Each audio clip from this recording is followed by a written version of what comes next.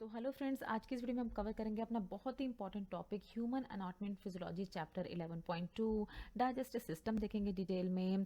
आज हम देखेंगे गैस्ट्रोइंटेस्टाइनल ट्रैक्ट का स्ट्रक्चर। तो इसका फर्स्ट पार्ट हम अपने चैनल में पहले ही अपलोड कर चुके हैं, जहां पर हमने सारी ही फिजियोलॉजी बताई थी आपको, किस तरह से डाइजेशन होता है, मूवमेंट, एब्जॉर्प्शन एंड एलिमिनेशन वगैरह। तो वो वीडियो अगर अभी तक आपने नहीं देखी तो ज़रूर देख लें, या आई बटन पर क्लिक करके आप उस वीडियो को देख सकते हैं। वीडियो स्टार्ट करने से पहले बच्चों, अगर अभी तक आपने हमारे चैनल को सब्सक्राइब नहीं किया है तो सब्सक्राइब ज़रूर कर लें। हम अपने चैनल पे बहुत सारे pharma related videos, pharmacy vacancy update, pharmacy MCQ tutorials और भी बहुत कुछ अपलोड करते रहते हैं। तो सब्सक्राइब ज़रूर करें हमारे चैनल को। तो चलिए शुरू करते हैं अपना आज का सेशन।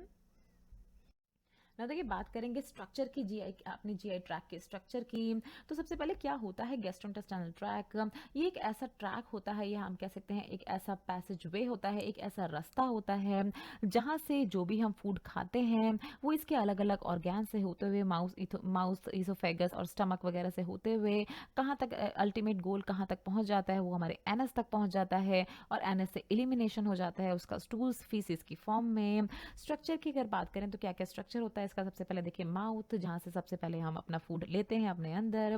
फिर होता है ईसोफेगस, जहाँ से फूड ट्रेवल करके जाता है, फूड पाइप कहा जाता है ईसोफेगस को। फिर स्टमक में हमारा फूड जाता है, स्टमक के बाद जाता है फूड स्मॉल इंटेस्टाइन में। स्मॉल इंटेस्टाइन के बाद लार्ज इंटेस्टाइन में पहुंचता है हमारा जो भी बचा हुआ वेस्ट होता है, एंड देन रेक्टम में पहुंचता है, और रेक्टम के थ्रू क्या होता है, एलिमिनेशन हो जाता है। रेक्टम थोड़ी देर के लिए अपने अंदर फूड को स्टोर करके रखता है, जो वेस्ट होता है उसको स्टोर करके रखता है, और अल्टीमेटली फिर वेस्ट जो है वो हमारी बॉडी से एलिमिनेट हो जाता है। तो एक एक पार्ट को अच्छे से डिस्कस करेंगे हम अपने नेक्स्ट स्लाइड्स पे। स्टेप बाय स्टेप हम बात करेंगे अपने हर एक ऑर्गेन की। सबसे पहले हम बात करेंगे माउथ की। माउथ क्या करता है? देखिए, जब भी हम खाना खाते हैं तो हमारा जो डाइजेशन होता है, आप कह सकते हैं एक तरह से फूड को तोड़ना और फूड को सब कुछ करना, वो एक तरह से माउथ में ही शुरू हो जाता है। क्योंकि माउथ क्या करता है, देखिए, फूड को हमारे ब्रेक डाउन कर देता है स्मॉल पीसेज में।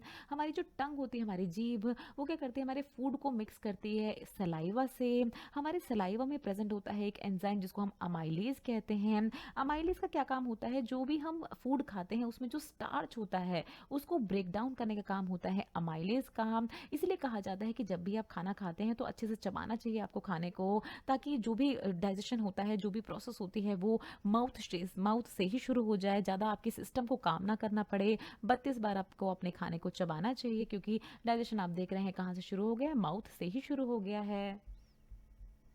तो देखिए, बात करेंगे बहुत ही इंपॉर्टेंट एपिग्लॉटिस की। एपिग्लॉटिस क्या होता है? देखिए, एक तरह का फ्लैप लाइक स्ट्रक्चर होता है जो कि प्रेजेंट होता है कहाँ पर? ट्रैकिया के ऊपर प्रेजेंट होता है, और हमारे फूड को, जो हमारा विंड पाइप होता है, सांस लेने की नली, उसमें जाने से रोकता है। यहाँ पर आप देख रहे हैं ये ट्रैकिया है और ये ईसोफेगस है। तो फूड की एंट्री ईसोफेगस में करवाना काम होता है एपिग्लॉटिस का। यहाँ ये वाला फ्लैप लाइक स्ट्रक्चर जो आप देख रहे हैं इसको कहा जाता है एपिग्लॉटिस। देखिए, फूड जो है वो ट्रेवल करके सीधे ही आ गया है कहाँ पर? फूड पाइप में, विंड पाइप में नहीं गया है, हमारी सांस लेने की नली में नहीं गया है, ट्रैकिया में एंटर नहीं किया है फूड। किसकी वजह से? इस एपिग्लॉटिस की वजह से। क्योंकि देखिए, इस तरह से फ्लैप से इसने फूड की डाउनवर्ड मूवमेंट करवा दी है कहाँ पर? हमारे इसोफेगस में। तो हमारी बॉडी के अंदर देखिए बहुत सारी चीज़ें हैं जो बहुत ही ब्यूटीफुली अपने आप ही होती रहती है, हमें कुछ करना ही नहीं पड़ता उसके लिए। उसमें से एक तरह की चीज़ देखिए आप एपिग्लॉटिस में देख रहे हैं। लोकेशन होती है इसकी फारियनक्स। तो ये जो रीजन होता है ये पूरा ही इसको कहा जाता है फारियनक्स, और यहीं पर लोकेटेड होता है एपिग्लॉटिस। ये देखिए अपने थर्ड ऑर्गन किसकी? ईसोफेगस की। ईसोफेगस क्या करता है? देखिए, सबसे पहले अप्रॉक्सीमेटली लेंथ कितनी होती है इसकी? तो 20 सेंटीमीटर इसकी लेंथ होती है। बहुत सारे एमसीक्यू कॉम्पिटिटिव एग्जाम्स में आपसे पूछ ली जाती है, तो याद रखनी है आपको। फंक्शन क्या होता है इसका? सेक्रीट करना, म्यूकस सेक्रेट करता है ईसोफेगस, और फूड की मूवमेंट करवाता है। देखिए, थ्रोट से होते हुए फूड जो है वो ट्रेवल करके पहुंचाता है ईसोफेगस स्टमक तक, और इसकी मूवमेंट, जिस तरह की ये मूवमेंट करता है उसको कहा जाता है पेरिस्टालसिस। इस मूवमेंट को फिर क्या होता है? देखिए, अगर एसिड, बहुत बार आपने सुना होगा कि हर्ट बर्न हो रहा है या एसिड रिफ्लक्स हो रहा है, तो इसी तरह की कंडीशन में जब स्टमक का एसिड इस ईसोफेगस में एंटर कर जाता है किसी भी वजह से, तो उसे कहा जाता है, उन कंडीशन को कहा जाता है हर्ट बर्न। तो ये था देखिए ईसोफेगस के बारे में। बात करेंगे अपने स्टमक की। तो स्टमक क्या होता है देखिए, जे शेप्ड ऑर्गन होता है। आप देख रहे हैं इसकी शेप, तो जे शेप जैसा होता है ये क्या करता है, स्टोर करता है फूड को जो भी हम खाते हैं, और उस फूड को क्या करता है, ये ब्रेक डाउन करता है, छोटे छोटे पीसेज में तोड़ देता है। स्टमक में ही क्या होता है, जो डाइजेशन स्टार्ट होता है वो असली में स्टमक में ही स्टार्ट होता है। स्टमक में जितने भी डाइजेस्टिव जूसेस होते हैं और एंजाइम्स जो होते हैं, वो हमारे फूड जो भी हमने खाया होता है उसमें जो प्रोटीन्स एंड लिपिड्स होते हैं उनका ब्रेक डाउन करना शुरू कर देते हैं। ये जो स्टमक में एसिड होता है हमारा, हाइड्रोक्लोरिक एसिड, ये क्या करता है, जो भी अगर बैक्टीरिया किसी वजह से हमारे खाने में पहुंच गया है और हमारे खाने के थ्रू हमारे शरीर तक पहुंच गया है, पेट तक पहुंच गया है, तो उसको किल भी करने का काम करता है स्टमक। स्टमक में जो भी फूड प्रेजेंट होता है, इस फूड को कहा जाता है काइम, CHYME, चाइम, काइम, अलग अलग नाम से इसको बोला जाता है। तो ये भी आपको याद रखना है। तो देखिए बात करेंगे स्मॉल इंटेस्टाइन की। स्मॉल इंटेस्टाइन जो होती है देखिए 3 पार्ट्स में डिवाइड होती है। टोटल लेंथ अगर बात करें तो 7 मीटर इसकी टोटल लेंथ होती है, बहुत ही ज़्यादा लेंथ में होता है। सबसे सबसे ज़्यादा लंबा हम कह सकते हैं हमारे शरीर का ऑर्गन होता है small intestine, duodenum, jejunum and ileum. Ileum जो है वो लास्ट पार्ट होता है स्मॉल इंटेस्टाइन का, जहाँ से फूड फिर पहुंच जाता है हमारे लार्ज इंटेस्टाइन में। फिर क्या होता है देखिए, ये इंटेस्टाइन की लाइनिंग पे प्रेजेंट होती हैं एक तरह के प्रोजेक्शन जिनको कहा जाता है विलाई। विलाई के प्रेजेंट होने से क्या होता है, सरफेस एरिया जो है वो इंक्रीज हो जाता है। किसके लिए, एब्जॉर्प्शन के लिए। जैसे कि हमने अपनी पहली वीडियो में भी आपसे बताया था कि मोस्ट ऑफ द एब्जॉर्प्शन, सारा ही एब्जॉर्प्शन जो है वो स्मॉल इंटेस्टाइन में खत्म हो जाता है। सारे न्यूट्रिएंट्स एब्जॉर्ब हो जाते हैं हमारी बॉडी में। किस तरह से होते हैं वो हमने अपनी प्रीवियस वीडियो में आपको बताया था। तो वो इन्हीं विलाई की वजह से होते हैं, क्योंकि ये सरफेस एरिया इतना बढ़ा देते हैं। और यहाँ नेक्स्ट पॉइंट भी आप देख रहे हैं, ये विलाई जो है ये भी कवर्ड होती हैं माइक्रो विलाई से, जो कि और सरफेस एरिया को और इंक्रीज कर देती हैं, जिसकी वजह से सारा ही एब्जॉर्प्शन आप देखते हैं कि स्मॉल इंटेस्टाइन में, जैसे कि आप जानते हैं स्मॉल इंटेस्टाइन में कंप्लीट हो जाता है। तो वो इन्हीं विलाइज एंड इन्हीं माइक्रो विलाई के कारण होता है स्मॉल इंटेस्टाइन में सारा ही एब्जॉर्प्शन ऑफ न्यूट्रिएंट्स।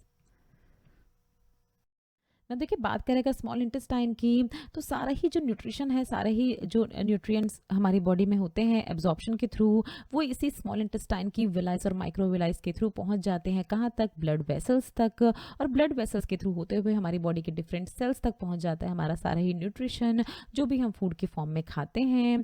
ये जो है देखिए क्या क्या किस किस चीज़ों का एब्जॉर्प्शन होता है स्मॉल इंटेस्टाइन में, आपको यहाँ बताया गया है। 80% ऑफ इंजेस्टेड वाटर, जो भी हम वाटर पीते हैं उसका 80% एब्जॉर्ब हो जाता है स्मॉल इंटेस्टाइन में। सारे ही विटामिन, सारे ही minerals, carbohydrate, proteins and lipid, सबका एब्जॉर्प्शन करता है स्मॉल इंटेस्टाइन। बात करेंगे देखिए लार्ज इंटेस्टाइन, जिसको कोलून भी कहा जाता है। फिर क्या है, लार्ज इंटेस्टाइन की अगर हम लेंथ की बात करें तो देखिए 1.5 मीटर लॉन्ग होता है लार्ज इंटेस्टाइन हमारा। एक्सेप्ट करता है वो सब कुछ जो कि स्मॉल इंटेस्टाइन एब्जॉर्ब नहीं करता है। जितना भी वेस्ट होता है जो स्मॉल इंटेस्टाइन के थ्रू, जो भी न्यूट्रिएंट एब्जॉर्ब हो चुके हैं स्मॉल इंटेस्टाइन में, फिर जो वेस्ट मटेरियल होता है वो हमारी एंटर कर जाता है इलियम के थ्रू हमारी लार्ज इंटेस्टाइन में।